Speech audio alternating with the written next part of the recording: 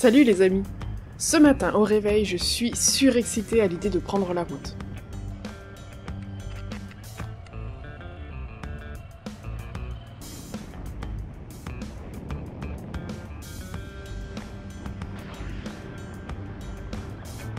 Les motos sont prêtes au garage depuis la veille.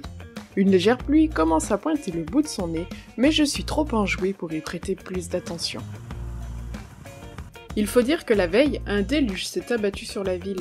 Un orage qui aura pris de l'avance sur nous. C'est mon premier vrai road trip bivouac et nous quittons l'Île-de-France sans aucun regret. Il est temps pour nous d'aller voir ce qu'il se passe ailleurs. Nous traversons la Brie et la région centre sans trop nous attarder. Nous les connaissons assez bien pour être impatients d'arriver en Auvergne. L'Allier nous accueille joyeusement avec une route trempée. Une belle pluie est passée par là, l'orage de nos beaux jours. Nous le suivons et force nous est de constater que nous allons dans la même direction. Nous nous déplaçons avec les nuages à un rythme légèrement supérieur à eux, et finalement, trempés jusqu'au slip, nous nous sommes arrêtés dans une station-service qui, la pauvre, venait de fermer pour cause d'inondation. Nous repartons humides après un thé et un café chaud tout de même, et l'espoir d'avoir passé la pluie pour le séjour. Nous entrons dans la chaîne des puits et les premiers virolos arrivent. C'est la grosse banane et aussi le premier waouh.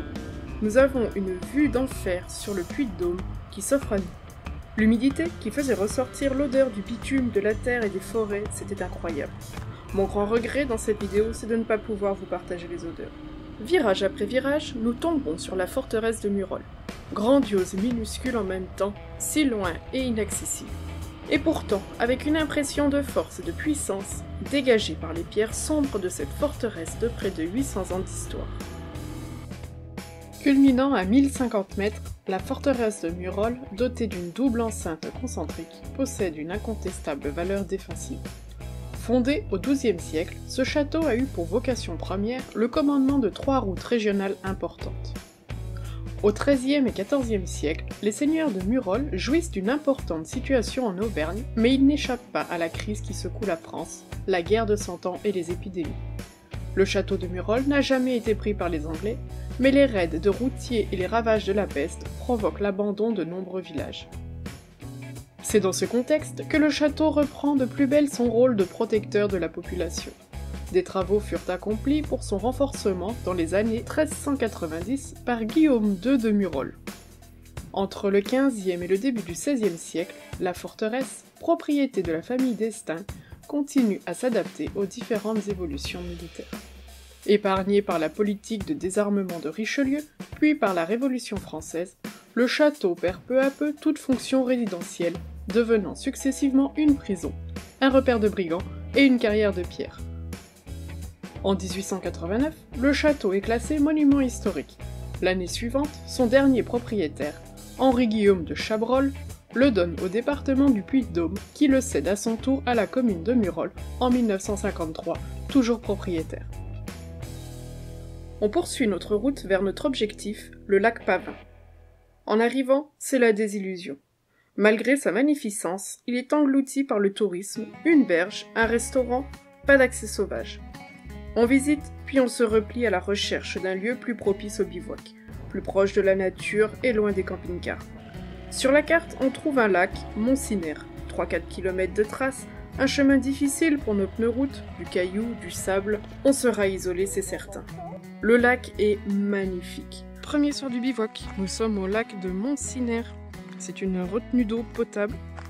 Donc il est interdit à la baignade, au canyoning, tout ça. Et moi je vais me casser la gueule là. Hop. Il culmine à 1180 mètres d'altitude. Et le petit mont dont il tient son nom, à côté, est à 1300 mètres d'altitude. C'est super mignon, c'est super calme. 1331 exactement, d'après la science infuse. On a trouvé le lieu où on allait dormir, mais c'était sans compter sur Freddy. Le mec qui nous a reçus à notre arrivée. Il nous interdit d'aller à l'eau, de la toucher, de la boire. Il nous dit que le bivouac est interdit autour du lac. On ne peut pas se baigner non plus, et pourtant que l'envie est grande. Mais Freddy, c'est aussi et surtout le gardien de ce lac. C'est le garant de la qualité de cette retenue d'eau potable, le protecteur de la faune, de la flore et des eaux du coin. Il impose les règles, on les respecte, et il nous accueille chez lui sur ce bord de lac. Ils nous offrent même une petite bière, on rigole, le temps s'arrête ou se poursuit, mais sans qu'on s'en soucie. On est bien. La tente est plantée aux abords du lac, proche de la maison de Freddy qui veille au grain.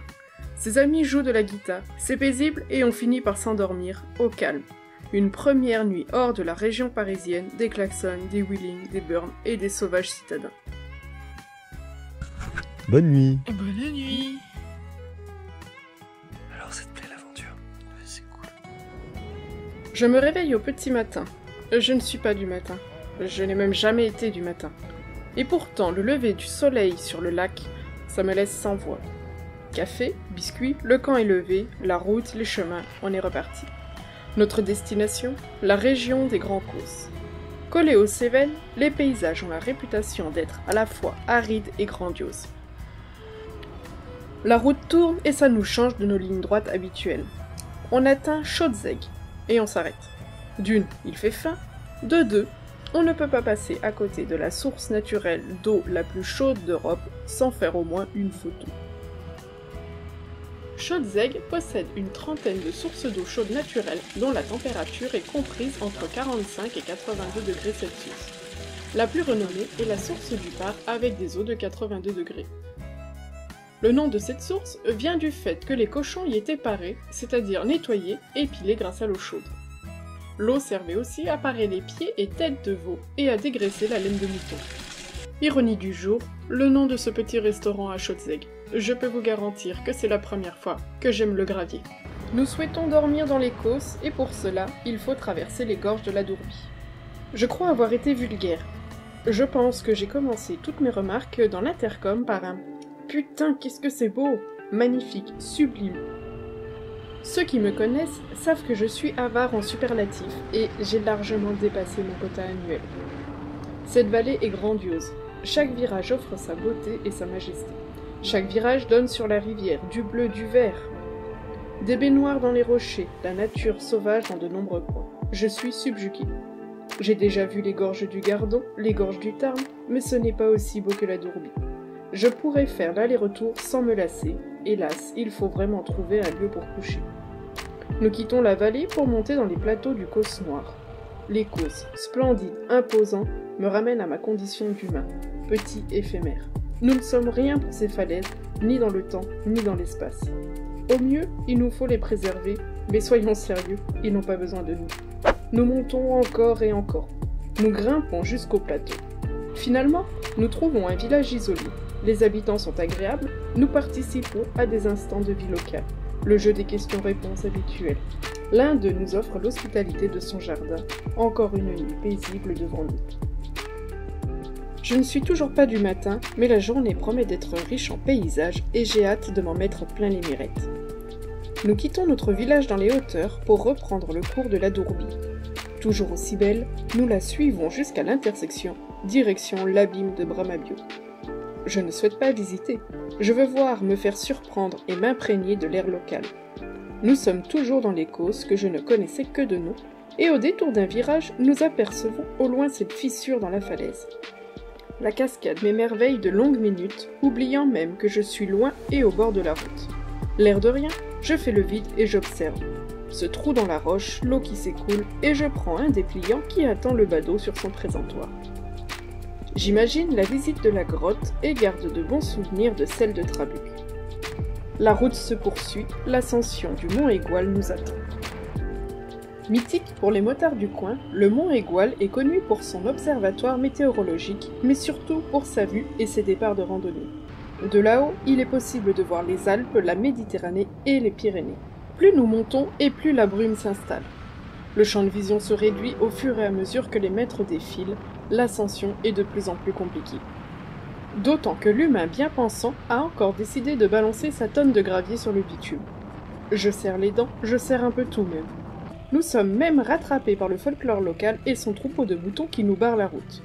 Nous passons, amusés, déstressés, le col s'offre à nous.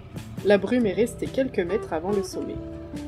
Malgré la météo qui fait des siennes, la vue est époustouflante. On distingue les montagnes, mais nous restons aveugles à la mer. Ce sera pour une autre fois. La première petite galère du débutant arrive. Nous sommes partis depuis 3 jours et j'ai sous-estimé la capacité de stockage des cartes de nos GoPro. Elles sont pleines, que faire? Nous descendons en direction d'une grande ville proche. Ce désagrément nous fait passer par le fameux village dont je ne dois pas prononcer le nom. Des personnages de mousse et de chiffon, très ressemblants à des vrais, nous font ralentir, nous arrêter. La photo s'impose. Chéri s'avance et croise le chemin d'Hervé. Avant d'aller plus loin, je tiens à remercier Hervé et son voisinage. Après Freddy, c'est la touche de générosité qui manque souvent à notre région de départ.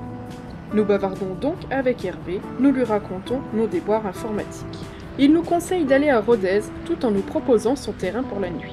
Seul bémol, les vaches de l'ancien du village d'à côté viennent régulièrement paître dans cet espace malgré la petite clôture. Nous acceptons volontiers l'hospitalité et filons à Rodez. Problème résolu, à défaut de trouver un disque dur pour vider mes cartes, j'en trouve un Wi-Fi, il n'y a plus qu'à connecter le smartphone. Sur le chemin du retour, nous nous arrêtons à Cantobre. Ce petit village, à une trentaine de kilomètres de Millau, est classé parmi les plus beaux villages de France. Son nom viendrait du celte Cantobriga, qui signifierait citadelle brillante. Ce petit village, construit sur un éperon rocheux, est perché à 558 mètres d'altitude et il fut choisi comme poste de guet par les Gaulois puis par les Romains. Il offre une vue splendide sur la vallée de la Dourbie et du Trévézel. Cantobre a connu 2 châteaux dont il ne reste rien aujourd'hui, si ce n'est des pierres qui ont servi à la restauration des maisons. Ce village, qui semble perdu au milieu de nulle part, abrite des maisons, une trentaine environ, construites en vieille pierre, donnant un aspect médiéval et rustique à l'ensemble. Les ruelles sont si étroites que l'accès au village en voiture y est impossible. Salut! On est arrivé dans la commune de la Mounie. La Mounie. C'est la fin du 3e jour et je commence à fatiguer un petit peu quand même. De retour au village, nous nous installons et le voisinage se questionne. Avons-nous l'autorisation de nous installer là? Oui. Avons-nous besoin de quelque chose? À manger, de l'eau, les toilettes? Je prends mon temps pour vous raconter cette histoire, mais c'est la plus belle rencontre de mon séjour. La spontanéité des gens isolés dans leur petit village m'a tellement surpris que je suis obligée d'en parler. Nous n'avons besoin que d'un accès à la rivière. Un voisin nous a même proposé l'accès par son terrain. Ne voulant pas déranger, nous emprunterons l'accès touriste. L'eau est à 10 degrés, c'est notre première vraie touche de rivière. La température me dérange au début, mais rapidement je m'y fais. Je m'éclate dans cette rivière qui n'est connue que des locaux. Locaux qui se battent contre les touristes, contre les pilotes du dimanche qui traversent le village à des allures indécentes, locaux qui nous intègrent à leur quotidien et qui nous offrent le cœur sur la main tout ce dont nous aurions besoin. Pour respecter leur sérénité, nous avons promis de ne pas nommer ce village, eux qui veulent faire sauter leur enrobé. Quel plaisir de vivre le voyage de l'intérieur. Nous dormons, penchés, et l'orage fait couler l'eau en torrent sous nos duvets. Mais je n'oublierai jamais ce village et ses estivaux. Merci encore à vous. Merci à vous d'avoir regardé cet épisode jusqu'au bout, et n'hésitez pas à vous abonner et à cliquer sur la cloche. On se retrouve très bientôt pour la suite de nos aventures dans le Causse et les Cévennes. Je vous dis à très bientôt sur la chaîne. Ciao, bye bye!